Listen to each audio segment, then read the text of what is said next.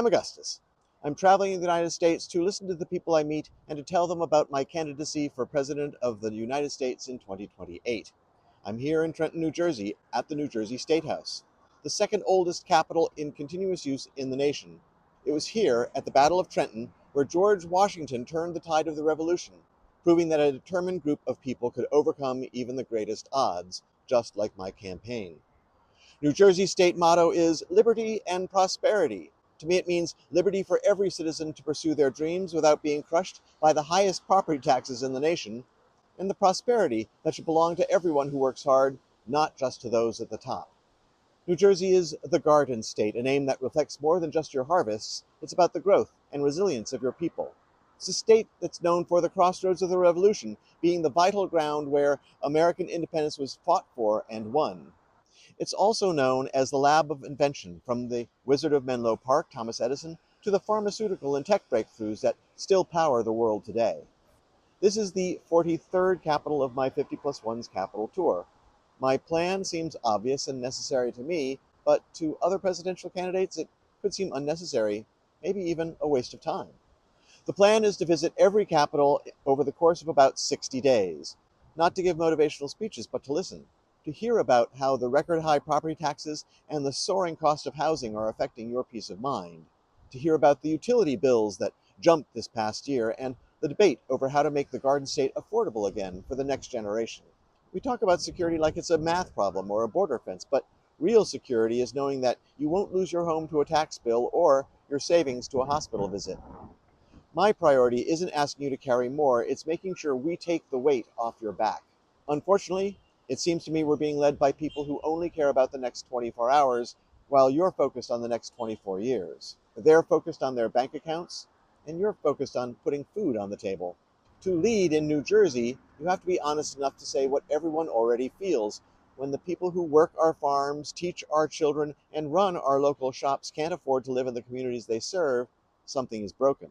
It's not just the system, it's the reality that getting ahead has been replaced by getting by. You're working twice as hard just to stay in the exact same place. To lead the whole country, you have to know the whole country, and you can't know the country from a high-flying jet, a speeding motorcade, or a gilded office in DC. You have to drive the Garden State Parkway, admire the Delaware Water Gap, cross the mighty Mississippi, and visit the beautiful Smoky Mountains. Having lived in 7 states and visited all 50 states at least once before, I think I have a glimmer of understanding of who we, the people of the United States, are. But you can never stop learning.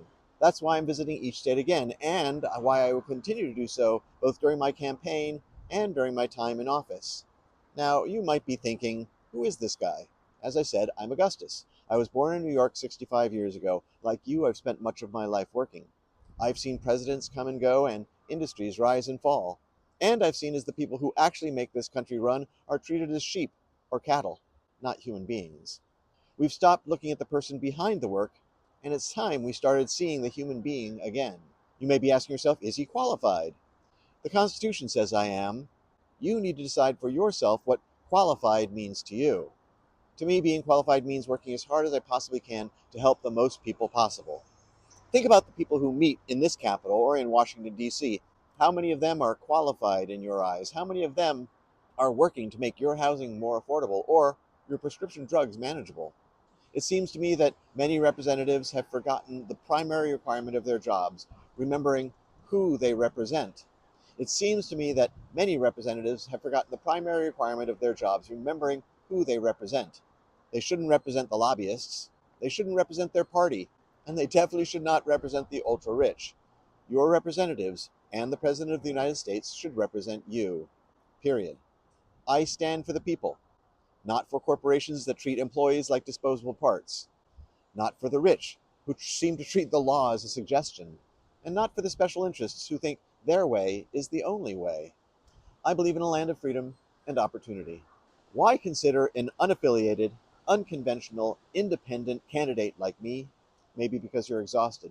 You're sick of having to choose between generic candidate A and generic candidate B, neither of whom has had to decide between a medical bill and a grocery run. While a vote for a candidate who isn't a member of one of the 2 major parties can be scary, isn't it scarier to have to choose between bad and worse? Choose to vote for someone who will actually work to make your lives better. Vote from compassion, not fear. I'm headed to Hartford, Connecticut next. I have 7 capitals and hundreds of miles yet to go. When you see me in your state later this year, don't just take a picture, come over and say hello. Tell me what's keeping you up at night. Tell me what you want for your children. I'm Augustus, and I'm here to listen. I'll see you in the state where you live.